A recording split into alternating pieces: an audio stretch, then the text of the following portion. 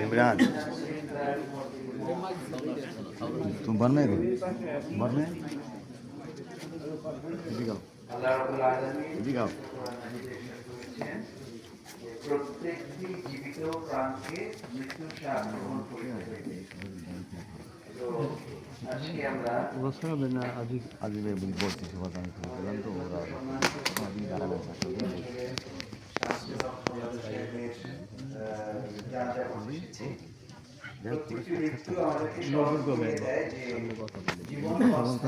ওদেরকে সাথে নিয়ে আসে ঠিক আছে চলাফেরা করি, খাওয়া দাওয়া করি, ঘুম নিদ্রা আহার এগুলো আমরা পরিচালনা করি, কিন্তু আমরা ভুলে যাই যে আমাদের জীবনের একটি পরিসমাপ্তি আছে।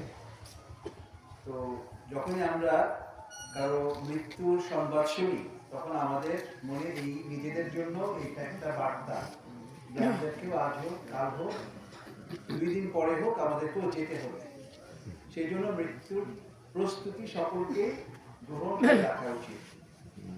আমাদের জীবনটা ক্ষণস্থায়ী, পরকালের জীবনটা হচ্ছে অনন্ত। সেই অনন্ত জীবনে যেন আমরা শান্তিতে থাকতে পারি সেই জন্য আমাদের দুনিয়ার জীবনটাকে সেইভাবে পরিচালিত করতে হবে, গঠন করতে হবে। আমরা আসলে এই যে মৃত্যু এর কারণে না পরিবারের শোক সন্তপ্ত যারা আছেন আত্মীয় স্বজন সকলের প্রতি সমবেদনা প্রকাশ করছি এবং দোয়া করছি যেন মৃত ব্যক্তি যিনি তার আল্লাহ তাআলা তার জীবনের সকল নেক আমলগুলোকে কবুল করে নেন। তার জীবনে যত গুনাহ ছিল আল্লাহ সেগুলোকে নেক আমল দিয়ে বদল করে দিন এবং তার যে অসমাপ্ত কাজ তিনি যেভাবে সমাজে সবার সাথে মিশে থাকতেন, সকলের সুখে দুঃখে বিপদে সকলের পাশে থাকতে আমরা যেন সেরকম সকলের পাশে থাকতে পারি।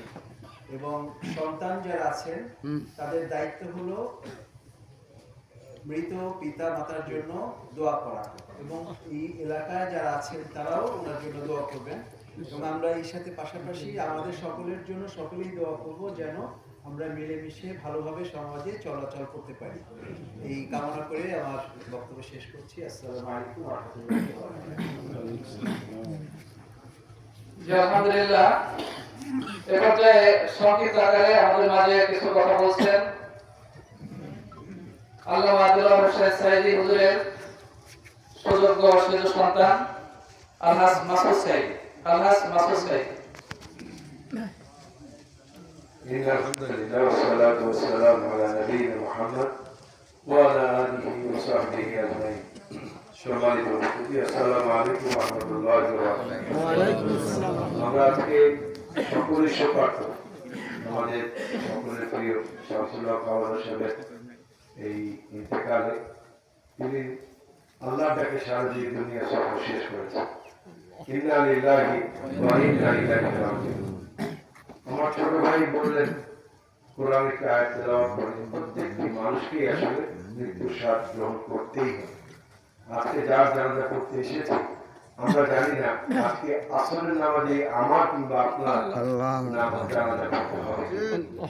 জীবনটা এরকমই, এই ক্ষণস্থায়ী ছোট্ট একটি মুহূর্তের জীবনের জন্য আমাদের যত বাহাদুরি, আমাদের অহংকার, আমাদের এত কিছু, এত আয়োজন, কিন্তু যে জীবনটা অনন্তকালের, যে জীবনের শুরু আছে কোনো শেষ নয়, সেই জীবনের জন্য আমাদের কোনো সঞ্চয় নাই।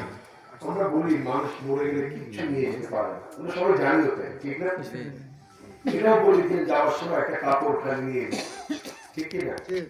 কিন্তু আসলে কাপড়টা কি থাকে? এক সপ্তাহ পরে এই কাপড়ের অস্তিত্ব থাকে না। তাহলে মানুষ আসলে কিছু নিয়ে যেতে পারে না, কিন্তু একটা জিনিস তার সাথে যায়, এটা কি? নেক আমল।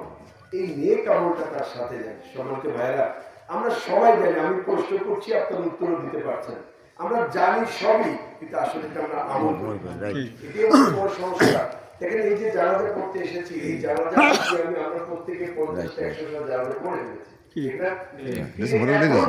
জানাজা আসার পরে মুসল্লিদেরকে ইমাম সাহেবদের স্মরণ করিয়ে দিতে হয় কয় তাকবীরের সাথে কি কি দোয়া করতে হয়, ঠিক না?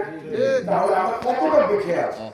কতটা বেখেয়াল হলে পরে আমাদের এই অবস্থা হতে পারে। সম্মানিত ভাই, আসুন জীবনটা ক্ষণস্থায়ী, আসুন আমরা আমাদের জীবনটাকে সাজাই। আল্লাহ তাআলা বলেছেন, আল্লাহ বলছেন, আল্লাযী খালাকাল মাউতা ওয়াল হায়াতা লিয়াবলুয়াকুম আইয়ুকুম আহসানু আমালা। আল্লাহ জীবন এবং মৃত্যুকে সৃষ্টি করেছেন শুধু এতটুকু দেখার জন্য কে সৎকর্ম করে আর কে অসৎকর্ম করে। কারণ সৎকর্ম হিসেব ধরি জান্নাত, অসৎকর্ম করলে জান্নাতের কোনো সুঘ্রাণ পাওয়া যাবে না। আসুন ভাই আমার, আমরা আজকে থেকে শপথ গ্রহণ করি, আমরা বেশি বেশি নেক আমল করবো, ছোট্ট হলেও নেক আমল করবো। আমরা হাসি মুখে মানুষের সাথে কথা বলবো, মানুষকে কষ্ট হয় এমন কথা বলবো না। পথে করে মোবাইল আলোচনা থাকে আমরা সরিয়ে দেবো। আমরা বেশি করে গাছ লাগাবো, ভালো ভালো আমল করবো, মানুষকে দিনের পথে দাওয়াত দেবো, নিজে নামাজ পড়বো, অন্যকে নামাজ পড়ার জন্য উৎসাহিত করবো। ভাই এই কাজগুলি করলে এই কাজটা সাথে যাবে, আর দুনিয়ার কোনো জিনিস আমাদের সাথে যাবে না। আল্লাহ আমাদের এই ছোট্ট কথাগুলি বোঝার তৌফিক দেন, সেই অনুযায়ী আমাদের আমল করার তৌফিক দেন। আর আমাদের শামসুল ভাই, তার শোক সংতপ্ত পরিবারের প্রতি আমরা গভীর সমবেদনা জানাচ্ছি। তার সন্তানরাও তার জন্য এখন আর কিছু করতে পারবে না, একটি জিনিস ছাড়া। ঠিক, একটি জিনিস, শুধু দোয়া নয়, তার সন্তানরা যত নেক আমল করবে সদকায়ে জারিয়া হিসেবে তার আমলনামায়, তার পিতার আমলনামায় সন্তানদের সবই তারা পেয়ে যাবে। সন্তান যারা এখানে উপস্থিত আছেন তাদের কাছে আমার বিনীত আরো ভাইরা, পিতা চলে গেছেন, দায়িত্ব শেষ হয়ে দায়িত্ব আরো বেড়ে গেছে। পিতার জন্য কিছু পাঠাতে হবে আর নিজের জন্য কিছু অর্জন করতে হবে। আসুন আমরা এই কাজগুলি করার চেষ্টা করি। আল্লাহ তাআলা আমাদের সবাইকে এই নেক আমল করার তৌফিক দান করেন। আসসালামু আলাইকুম ওয়া রাহমাতুল্লাহি ওয়া বারাকাতুহু।